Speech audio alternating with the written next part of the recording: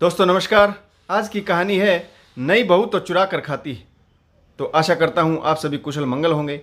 तो आज की कहानी शुरू करने से पहले जो भी चैनल पर पहली बार आए हैं चैनल को सब्सक्राइब करें और घंटी का बटन दबाकर ऑल का आइकन जरूर प्रेस करें ताकि हमारी आने वाली कहानियाँ आप तक सबसे पहले पहुँचे।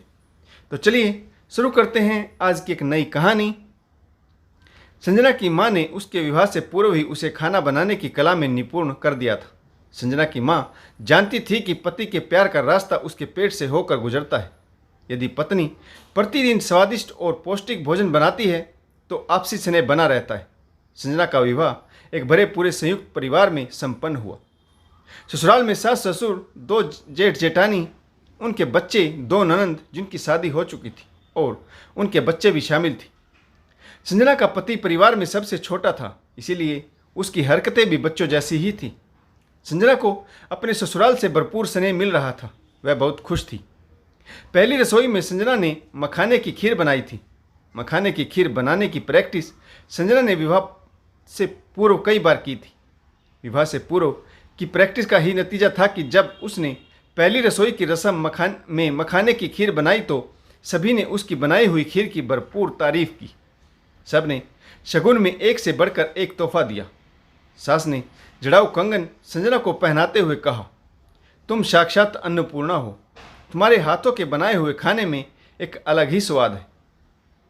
संजना की माँ जानती थी कि ससुराल की रसोई में नई बहू सिर्फ खाना ही नहीं बनाती बल्कि उसके बनाए हुए खाने के साथ साथ बहुत सारे रिश्ते भी मजबूत व पक्के हो जाते। संजना अब सास की लाडली बहू बन गई। संजना की माँ ने उसे समझाया था कि खाना बनाते समय परोसने से पहले थोड़ा सा चम्मच में लेकर चख लेना चाहिए ताकि यदि उसमें कोई कमी हो तो उसे पूरा कर दिया जा सके।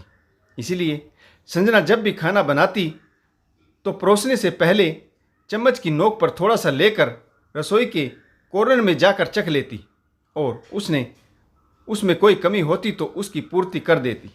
इस प्रकार संजना के बनाए हुए खाने में कोई भी कमी नहीं होती थी और उसके बनाए हुए खाने की तारीफ ही की जाती थी। संजना की सास ने तो सब उसे खाना बनाने की पाक कला में निपुणता का तगमा भी पहना दिया था। रक्षाबंधन का त्यौहार था। संजना की दोनों नंद अपने बच्चों और पति के साथ आई हुई थी। छोटे नंदोई ने खास तौर पर मखाने की खीर बनाने की फरमाइश की।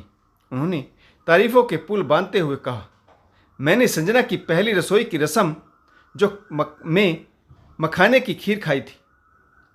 यकीन मानिए ऐसा स्वाद मैंने ना तो कभी पहले चखा और ना ही उसके बाद।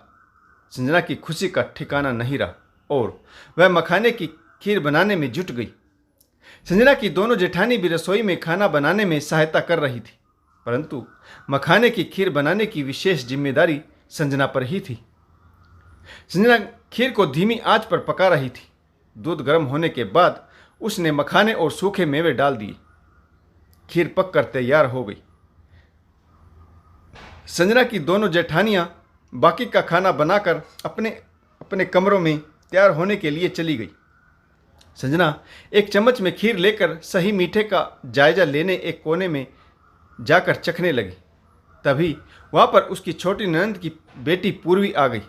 अपनी मामी को रसोई के कोने में चम्मच से खीर चखते देख छोटी सी बच्ची चिल्लाने लगी, अरे देखो मामी तो खाना चुरा कर खाती है। संजना के होश उड़ गए। छोटी सी बच्ची ने सभी को असमंजस में डाल दिया। सास और दोनों नंद तेज कदमों से रसोई में देखने पहुंची तो पीछे पीछे बड़े नंदोई जी भी आ गई। संजना के होठों पर दूध लगा था। नंदोई जी जब यह देखा तो बोले, चुरा कर खाना खाने की क्या जरूरत थी, तुमने खुद ही तो बनाई है, जी भर के आराम से खा लेती। संजना शर्म से पानी पानी हुई जा रही थी। संजना ने सबको बताया कि खीर चखने के लिए उसने ऐसा किया था। फिर भी परिवार के सभी लोगों को हंसी मजाक का एक मुद्दा मिल गया और बरामदे में बैठे हुए दोनों जेठ, छोटे नंदोई, ससुर सभी ने संजना का मजाक उड़ाया। सभी ठहाका लगाकर हंस रहे थे। बरसों बीत गए।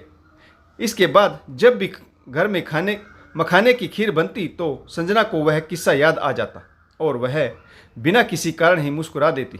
दोस्तों, हम सभी के जीवन में कुछ ऐसी ही खट्टी मीठी यादें होती जो बेवजह ही होठों पर मुस्कान ला देती। इन यादों को हमेशा संजो कर रखना चाहिए। तो आशा करता हूँ आपको यह छोटी सी कहानी ज़रूर पसंद आई होगी। अगर आपको हमारी कहानियाँ अच्छी लगें तो लाइक, शेयर और कमेंट्स करना बिल्कुल ना भूलें, ताकि हमारा हौसला बढ़ता रहे। तो कहानी पढ़ने के लिए आप सभी का बहुत बहुत धन्यवाद। जय हिंद, वंदे मातरम, भारत माता की जय। जय जवान और जय किसान।